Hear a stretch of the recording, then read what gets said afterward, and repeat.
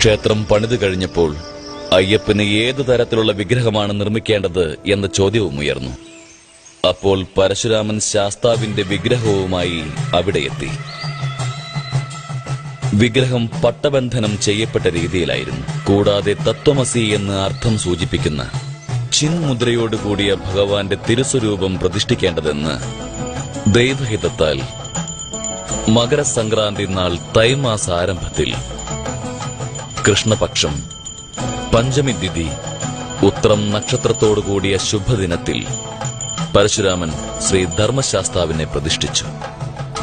അന്നു മുതൽ വർഷം തോറും മകരസംക്രാന്തി ദിവസം അയ്യപ്പ ഭക്തന്മാർക്ക് ഭഗവാൻ ദർശനം നൽകി പരിപാലിക്കുന്നു.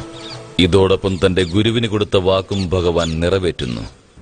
എന്നിൽ അഭയം തേടുന്നവർ സദ്ഗതി പ്രാപിക്കുമെന്ന് അരുൾ ചെയ്യും വിധം വലതു കൈ വലതു മുട്ടുകാലിന്മേൽ താങ്ങി അഭയഹസ്തം നീട്ടി ഭഗവാൻ കുടികൊള്ളുന്നു. അതായത് തന്നിൽ അഭയം പ്രാപിക്കുന്നവർക്ക് ശരണം നൽകുന്ന ദിവ്യരൂപമാണിത്. ഭക്തർ വ്രതമനുഷ്ഠിക്കുന്ന രീതിയാണിത്. അയ്യനെ കാണാൻ വരുന്ന സ്വാമിമാർ ഗുരുസ്വാമിയിൽ നിന്ന് മാലയണിഞ്ഞ് ഉപദേശം സ്വീകരിച്ച് ബ്രഹ്മചര്യവ്രതം അനുഷ്ഠിക്കേണ്ടതാണ്. ഭക്ഷണത്തിൽ മത്സ്യമാംസാദികൾ ഒഴിവാക്കണം. സത്യം, ധർമ്മം, അഹിംസ തുടങ്ങിയവ ശീലമാക്കണം. ശബരിമലയ്ക്ക് പോകുന്ന ഭക്തന്മാർ അച്ചടക്കത്തോടും സഹനശക്തിയോടും കൂടിയുള്ളവരായിരിക്കണം.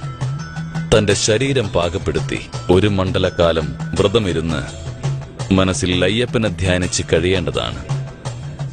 വ്രതമിരിക്കുന്നത് പൂർണ്ണനിഷ്ഠയോടെയായിരിക്കണം. തീർച്ചയായും ബ്രഹ്മചര്യം അനുഷ്ഠിക്കുകയും വേണം. ഈ പരിശ്രമം മൂലമാണ് മനസ്സ് പക്വതയാർജിക്കുന്നത്.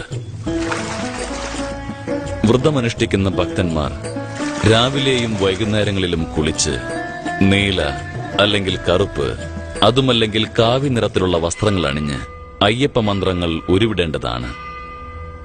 തുളസിമാലയണിഞ്ഞ അയ്യപ്പ ഭക്തന്മാർ ഒരു മണ്ഡലകാലം വ്രതമെടുക്കുന്ന സമയത്ത് എല്ലാ ദിവസവും സന്ധ്യാസമയത്ത് ഒരുമിച്ചുകൂടി അയ്യപ്പന്റെ വിളക്കുത്സവങ്ങളിൽ പങ്കെടുക്കുകയും അയ്യപ്പ കീർത്തനങ്ങൾ പാടി ഭജനമിരിക്കുകയും ശീലമാക്കി മാറ്റേണ്ടതാണ്.